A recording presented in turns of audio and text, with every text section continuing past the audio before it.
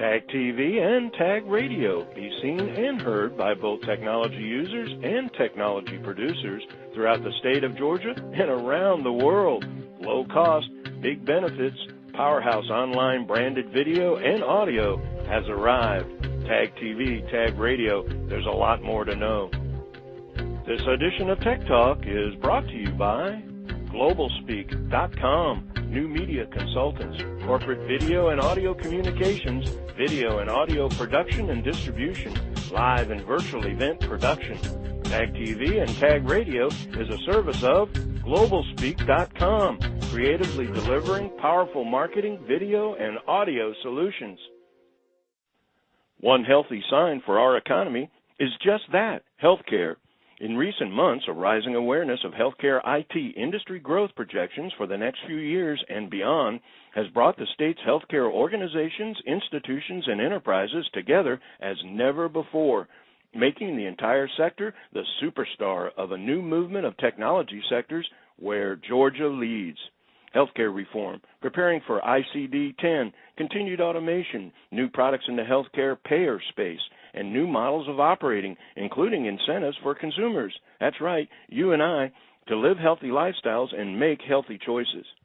Greetings, everyone. It's Tuesday, July 19th, 2011, and this is Tech Talk with Technology Association of Georgia President Tino Mantella. I'm your guest host, Frank Baia. Once again, we focus on an industry pioneer and innovative leader, this time in our own state's healthcare IT sector, based right here in Atlanta, growing rapidly, and yet one of Atlanta's best-kept secrets. That's right, the Tech Talk turns to NASCO, an IT services company in what is called the healthcare payer sector. Behind the scenes, NASCO exclusively serves and is owned by some of the most prestigious Blue Cross and Blue Shield plans nationwide. Carry a Blue Cross Blue Shield insurance card? Good chance NASCO is providing the technology to ensure correct benefits and that claims are processed accurately and efficiently. Inside NASCO, we meet Mike Malec, Vice President, Plan Operations and Performance Services, an experienced professional that has worked with NASCO on Blue Cross Blue Shield plan projects for more than a decade. Mike has led benefit coding and new group implementation. In fact, he implemented the first web services for NASCO's healthcare benefits online product and an interactive voice response system for Blue Cross Blue Shield's national membership. NASCO, a leader based right here that is a major contributor to the growing reputation of healthcare IT industry leadership, where Georgia leads, as we Tech Talk with company VP Mike Malec. Mike, welcome to Tech Talk. Hello, Frank. Glad to be here, being able to speak to the TAG listeners. NASCO, N-A-S-C-O, NASCO. We know that it's a growing Atlanta company, but it's probably one of the best-kept secrets, I think, from our listening audience. Can you tell us a little bit more about NASCO and what you do and who you serve? That'd be great. We are pretty much the most powerful technology company no one's ever heard of. We do all the heavy lifting, all the big back-end systems for healthcare payers. You make all the rest of us look easy, right? Right, there you go. Okay. Exclusively for blues plans, some of the largest blues plans across the country. So we provide the membership and enrollment, the claims processing, all those functions that deliver payment to providers and all the ancillary systems from a doctor's office visit all the way to the end of the line in terms of customer satisfaction of that visit. Chances are, if you have a Blue Cross card, we will process your claim. Again, it's always about the veneer and the surface when we take for granted all of the infrastructure and the amount of energy, effort, and innovation that goes on behind the scenes. Now, you started out here in Atlanta, right? Yep, we started in 1987 with a handful of employees, really. A lot was outsourced.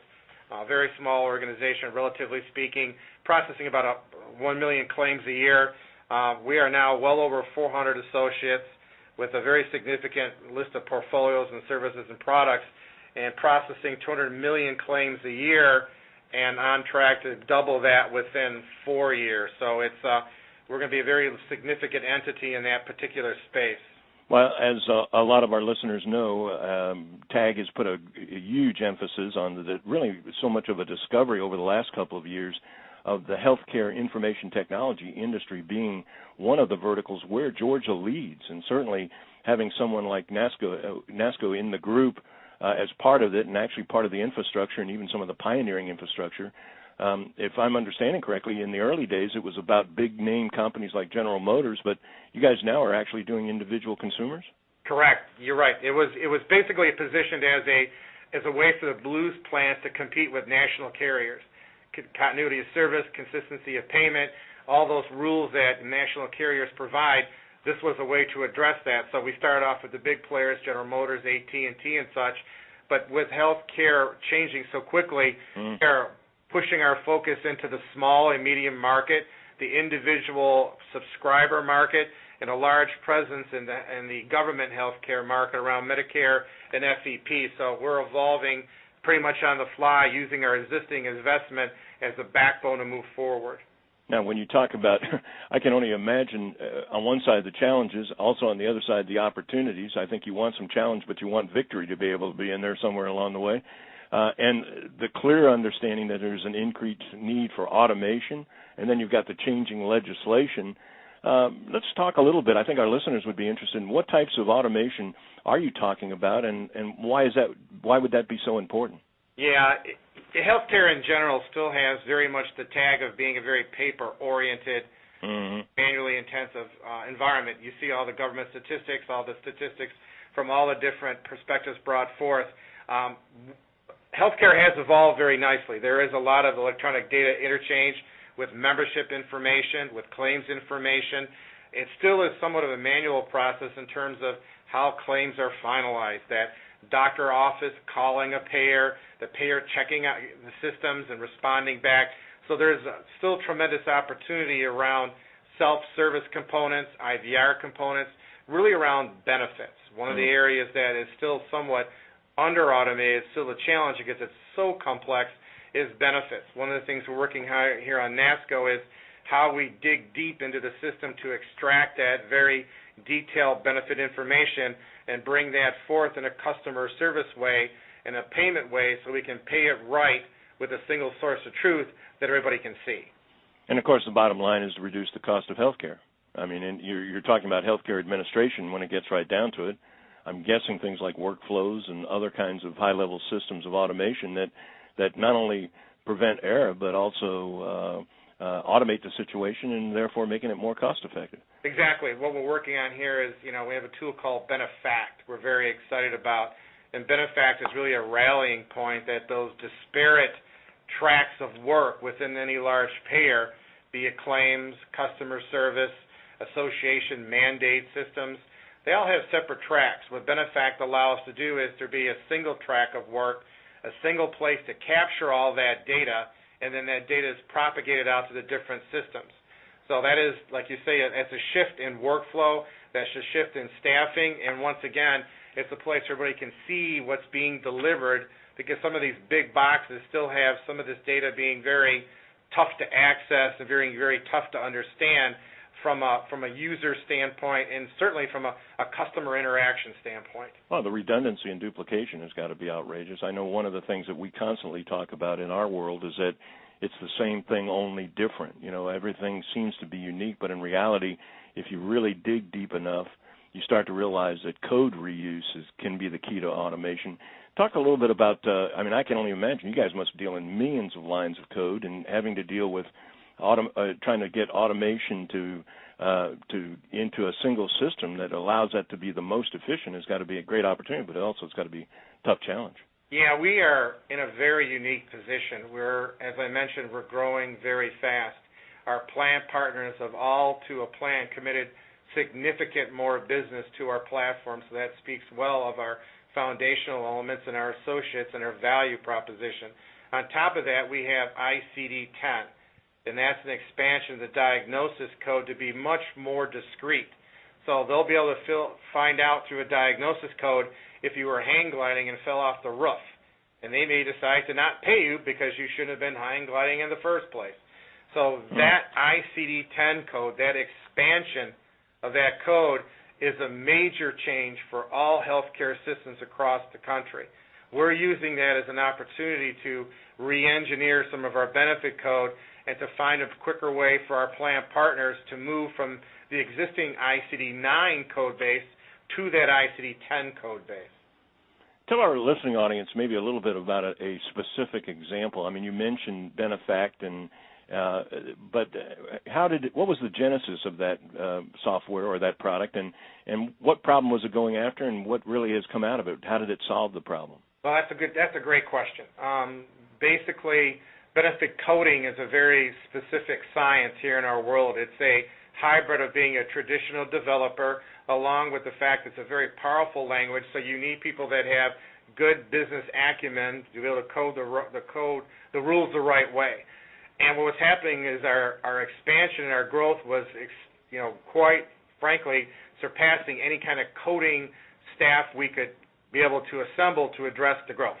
So we went on two tracks. We started the Benefact development, and that really cuts down the amount of code, and it really increases tremendously the amount of code reuse. That's a big deal for us. And then we did an Atlanta Academy. We hired associates out of college, put them through a 6-month rigorous benefit academy program. Great idea. Yeah, and it is. It's good for the market, and it's good for here. And, I would say that over the last year, working with our recruiters here, we've hired well over 50 people, and we're looking at potentially yet another class to bring on to do even more of that. So it's a combination of skilled resources that know the power of the code, and then being able to write less of it to do more work through the tool. Well, it's kind of ironic. It was not too long ago we had an opportunity to speak to the lead, as they call it, of the Atlanta office for Google, and they were talking about the environment and the attraction of the kind of caliber of individual that's self-motivated. And, of course, in their case, there's literally the issue of, yes, Virginia, there is a free lunch, because they were even talking about how they specifically cater to keeping the environment pretty much worker positive to almost an unmatchable degree, I guess, for lack of a better description. But then again, I'm curious. It seems like NASCO really believes that their associates are the big differentiator in satisfying the needs of your customers. Talk a little bit about the kind of people that you attract and the kind of people you like to keep, and how you groom them on bringing innovative ideas to life. Well, it's easy for us to a certain extent. We are fiercely aligned with our customers. We do a very extensive customer survey every year. We are judged on a multiple criteria, and our CEO, John Ladaga, keeps moving forward the bar in terms of what satisfaction means. So we do a comprehensive customer survey to make sure we're on point with our value proposition. So everything we do lines up underneath that. So, we also do an employee satisfaction survey on multiple dimensions in terms of mentorship, ownership, the things that are driving you as an employee. So we evaluate how we look at our associates by multiple different ways. So we are always in a position to challenge our associates, because our value proposition is always being refreshed, if you will. So here at NASCO, since we are rewriting the rules of technology as we've previously known them, there are a lot of opportunities for associates to, take what they've learned, other skill sets, other places they've been, and apply them here. So, we're doing things that we've not done in 25 years. So it creates a very motivated workforce to say, why do we do it this way? I don't like to do the same thing every day. I wonder if I can write a routine to make this go away, because I'm bored. Wow. Well, and unfortunately, as any good, exciting interview gets, we run out of time. There's so many other questions and information I know our listening audience would love to know, but I got to put you on the spot now, because you're talking about inventing and being an innovating company. What about opportunities? I always ask that question of people, because we used to say dynamic, and then we said it was fluid, then we said it was dynamic fluidity, and I don't even know what we describe it, phantasmagoric, the way change is happening. But tell us a little bit about, from your standpoint, the opportunities that you foresee down the road, specifically in the healthcare payer space. Yes. Great question for the listeners. It's going to start to really change how providers render service.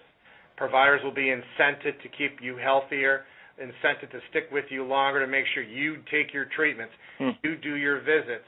And the systems have to manage that paradigm. Before, you went and saw a doctor, you submitted a claim, somebody paid it, everybody was happy. Now you be paid on you didn't go to the doctor, you are healthy, and you'll be incented because of that. So there'll be a lot more clusters of care where Providers will have a lot more skin in the game with a family, with an individual, to make sure that all the things that they need to stay healthy, they're getting. And reimbursement mechanisms and the systems will have to reflect that.